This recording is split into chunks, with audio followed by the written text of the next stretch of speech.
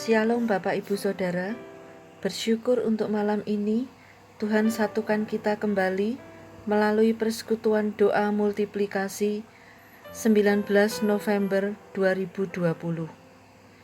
Walaupun masih melalui online, saya percaya kuasa Tuhan tidak berubah bagaimanapun cara kita bersekutu, sebab kuasa dan kasih-Nya tidak dibatasi oleh ruang dan waktu. Amin. Judul renungan firman Tuhan malam ini adalah mengalahkan ketakutan. Ayatnya diambil dari Matius 14 ayat 22 sampai 33. Mari kita baca bersama. Yesus berjalan di atas air. Sesudah itu, Yesus segera memerintahkan murid-muridnya naik ke perahu dan mendahuluinya ke seberang. Sementara itu, ia menyuruh orang banyak pulang. Dan setelah orang banyak itu disuruhnya pulang, Yesus naik ke atas bukit untuk berdoa seorang diri. Ketika hari sudah malam, ia sendirian di situ. Perahu murid-muridnya sudah beberapa mil jauhnya dari pantai dan diombang-ambingkan gelombang karena angin sakal. Kira-kira jam 3 malam, datanglah Yesus kepada mereka berjalan di atas air. Ketika murid-muridnya melihat dia berjalan di atas air, mereka terkejut dan berseru, "Itu hantu!" Lalu berteriak-teriak karena takut. Tetapi segera Yesus berkata kepada mereka, "Tenanglah, aku ini, jangan takut."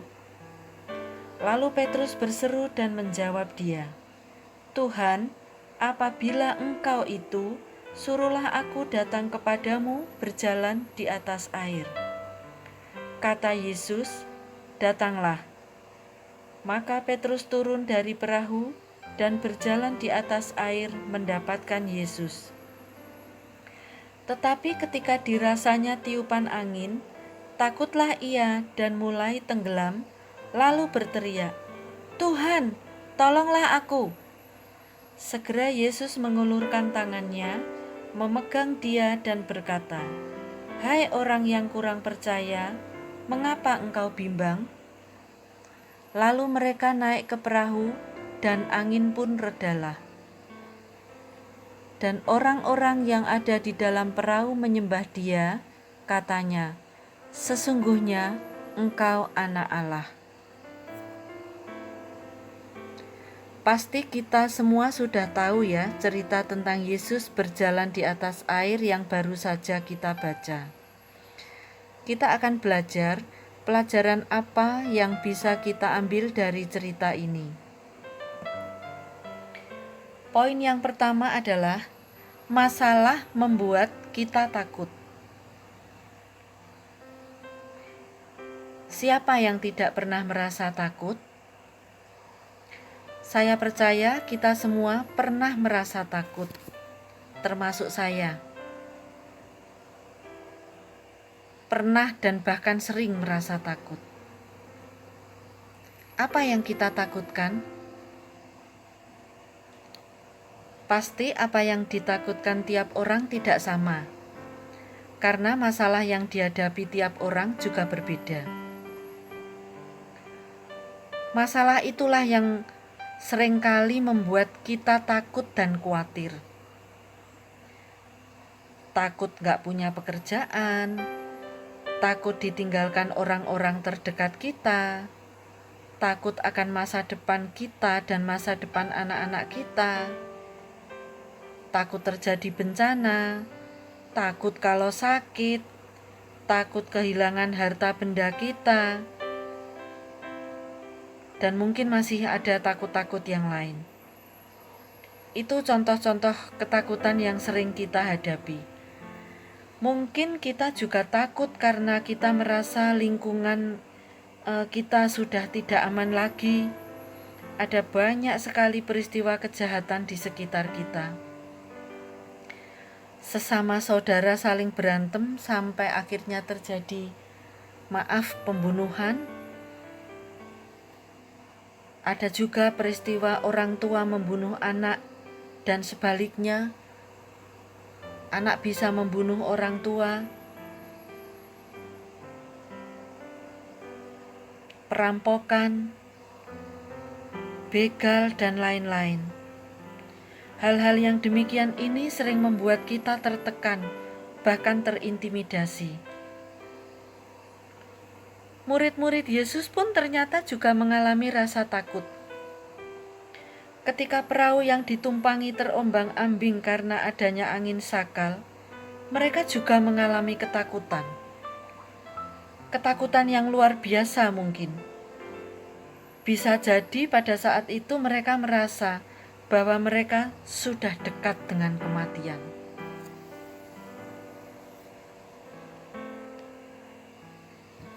Poin yang kedua, ketakutan melemahkan iman. Di dalam ketakutannya, murid-murid Yesus melihat ada orang berjalan di atas air. Dan mereka mengira itu siapa? Hantu. Ayat 26 dikatakan, ketika murid-muridnya melihat dia berjalan di atas air, mereka terkejut dan berseru, "Itu hantu!" Lalu berteriak-teriak karena takut. Perikop sebelum Yesus berjalan di atas air, judulnya adalah Yesus memberi makan 5.000 orang. Ketika Yesus melakukan mukjizat memberi makan 5.000 orang, murid-muridnya menyaksikan. Dan peristiwa memberi makan 5.000 orang ini baru terjadi masih dalam hitungan jam sebelum angin sakal mengombang-ambingkan perahu mereka. Tetapi apa yang terjadi? Mereka tidak berseru memanggil nama Yesus ketika ketakutan, malah mereka melihat Tuhan sebagai hantu.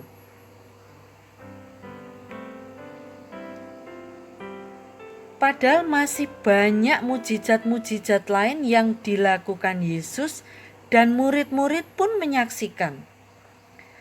Menyembuhkan orang buta dan orang lumpuh, menyembuhkan orang sakit kusta, menyembuhkan orang yang kerasukan, dan juga meredakan angin ribut.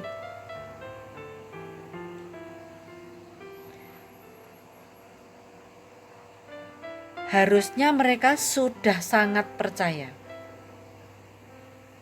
Tetapi mengapa murid-murid bisa mengira bahwa Tuhan adalah hantu? Karena gelap mungkin? Bisa jadi.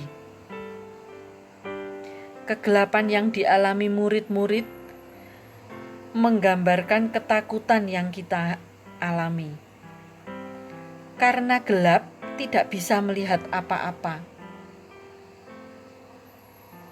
Hanya melihat masalah-masalah yang seolah-olah lebih besar dari Tuhan. Bukankah kita sering demikian? Ketika kita mengalami ketakutan, kita tidak datang kepada Tuhan, bahkan mungkin malah menyalahkan Tuhan dan merasa Tuhanlah penyebab masalah-masalah kita. Ketika keadaan ekonomi kurang baik, kita bertanya, mengapa Tuhan kok tidak memberi berkat yang cukup? Ketika rumah tangga bermasalah, kita menyalahkan Tuhan dengan mengatakan, mengapa Tuhan mengambil keharmonisan keluargaku? Kita jadi menyalahkan Tuhan dan menganggap Tuhan itu sebagai hantu dalam tanda kutip.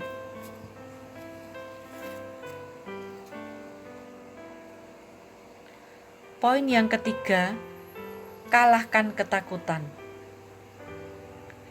Seandainya ada dua pilihan. Pilihan yang pertama, hidup dengan hati sukacita dan damai sejahtera.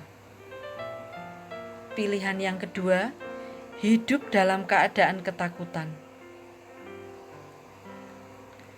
Bapak, Ibu, Saudara mau pilih yang mana? Tentu saja kita akan pilih yang pertama, yaitu hidup dengan hati sukacita dan damai sejahtera. Alangkah enaknya hidup dengan tenang tanpa ada rasa takut, khawatir, dan cemas. Tapi tentu saja tidak gampang supaya kita bisa selalu hidup dalam keadaan tanpa masalah. Karena yang namanya orang hidup pasti bermasalah. Tapi yang namanya masalah harus diatasi. Masalah yang besar diperkecil, masalah yang kecil dihilangkan, sehingga kita bebas dari masalah, bebas dari rasa takut. Bagaimana caranya? Bersandar pada Yesus. Yesus adalah penolong yang sejati. Dia Tuhan yang hidup, besar kuasanya. Percaya dengan sepenuh hati bahwa Yesus adalah satu-satunya penolong.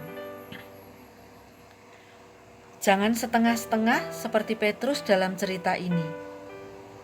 Meskipun Yesus sudah mengatakan, "Ini aku," tetapi Petrus masih ragu-ragu. Ayat 28 berkata, lalu Petrus berseru dan menjawab dia, "Tuhan, apabila Engkau itu, suruhlah aku datang kepadamu berjalan di atas air." Petrus masih ragu-ragu, apakah yang berjalan di atas air itu benar Yesus atau tidak. Sehingga dia meminta Yesus supaya membuatnya dapat berjalan juga di atas air. Sepertinya Petrus mencobai Tuhan. Sehingga di ayat 31 Yesus berkata, "Hai orang yang kurang percaya, mengapa engkau bimbang?" Jangan bimbang Bapak, Ibu, Saudara. Kita punya firman yang menjadi pegangan kita. Di dalam Mazmur 119 ayat 105 dikatakan, "Firman-Mu itu pelita bagi kakiku dan terang bagi jalanku." Firman itulah yang menuntun dan menerangi hidup kita.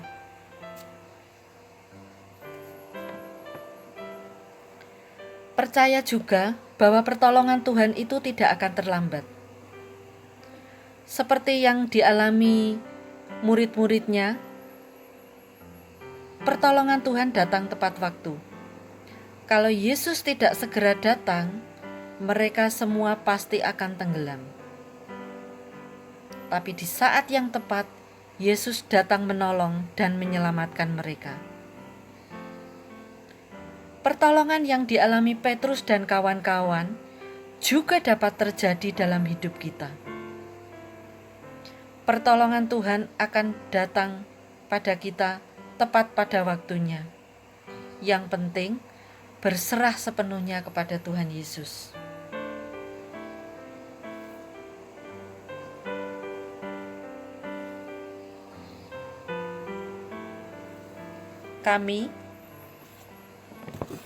Saya dan Pak Haka juga pernah mengalami rasa khawatir, takut, cemas, keraguan-raguan ketika akan memulai usaha kami. Takut nggak jalan, takut ditipu orang, takut gagal, banyak ketakutan. Kemudian kami berdoa, kami satukan hati. Akhirnya kami sepakat, pokoknya berserah pada Tuhan. Mengalir saja, biar Tuhan yang bertindak dan bekerja di dalam usaha kami. Dan benar saudara, Tuhan bekerja dengan luar biasa. Apa yang kami takutkan tidak terbukti. Tuhan kirim penolong-penolong bagi kami. Semua tidak terduga. Dan kami percaya semua karena kuasa Tuhan yang bekerja. Tenaga-tenaga pemasaran yang Tuhan kirim secara ajaib. Proses kredit bank yang tidak terpikirkan. Pembeli-pembeli yang melebihi ekspektasi kami. Luar biasa. Tuhan juga kirim supplier yang sungguh-sungguh membantu kami. Sangat-sangat membantu. Padahal kami kan pemain pemula gitu ya. Mungkin banyak yang seharusnya belum percaya kepada kami. Apakah usaha kami dapat maju, berjalan dengan baik. Tetapi Tuhan kirim supplier yang baik-baik. Bahkan ada satu supplier yang sangat-sangat menolong. Dia memberi kami plafon utangan yang cukup besar. Tetapi ketika suatu saat plafon itu kami rasa kurang, kami bilang, "Pak, gimana kalau plafon kami ditambah?"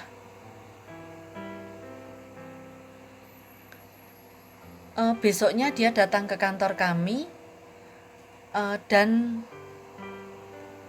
memberi suatu pernyataan yang di luar dugaan kami. Plafon kami dinaikkan sampai 3 kali lipat lebih, Bapak Ibu Saudara. Nilainya sangat besar, jauh melebihi nilai rumah kami.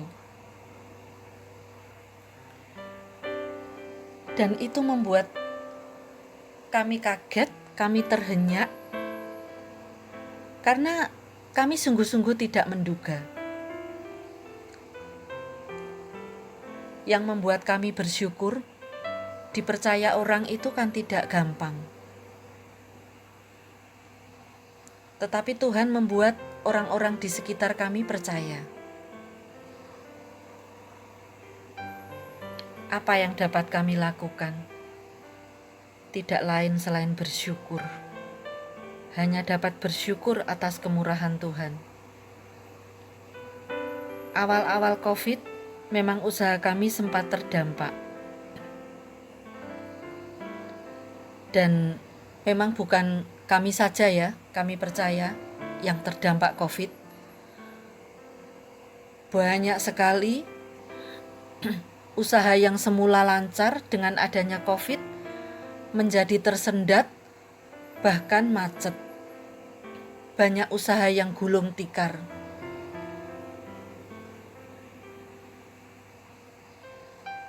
Dulu saya lihat usaha kos-kosan sangat enak.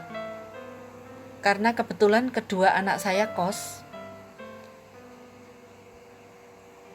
Tetapi dengan adanya corona ini, usaha kos-kosan yang dulu saya kira enak, ternyata juga kena imbasnya, Bapak Ibu Saudara.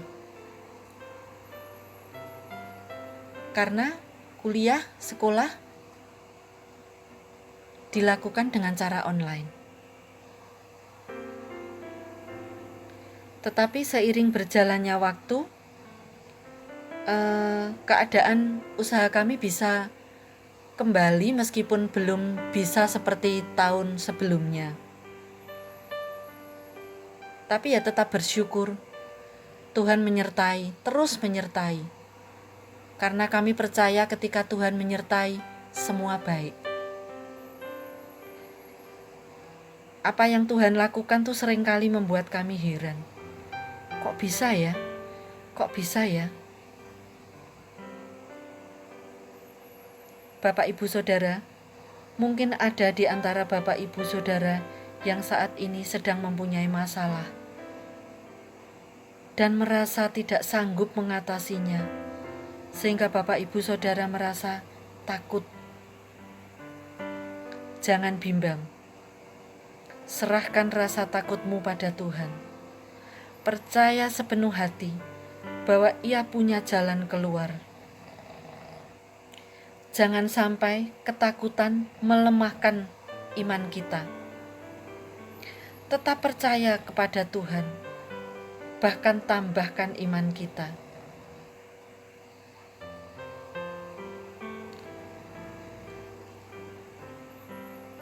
Lawan dan kalahkan ketakutan yang ada.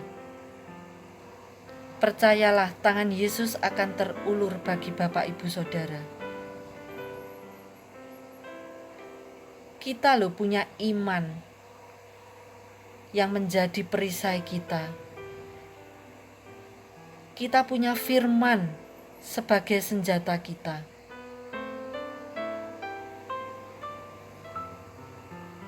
Pertolongan demi pertolongan akan datang ketika kita berserah penuh kepada Tuhan.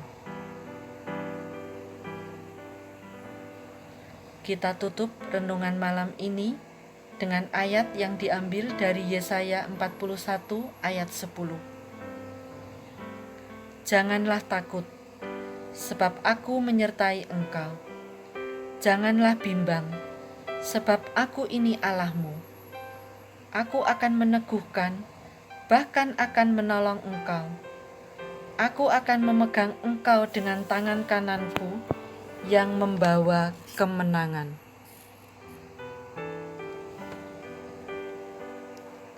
Jangan sampai kita dikalahkan ketakutan, tetapi kita mau menang mengalahkan ketakutan itu. Tuhan Yesus memberkati kita semua.